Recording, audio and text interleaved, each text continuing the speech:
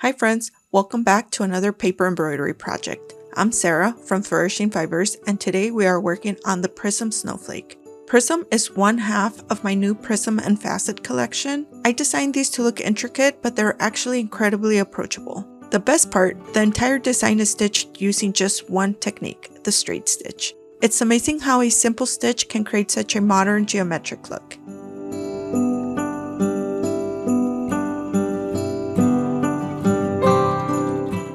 As you saw a moment ago, the pattern includes templates for both an A7 greeting card and a circle ornament, so you can decide how you want to use it.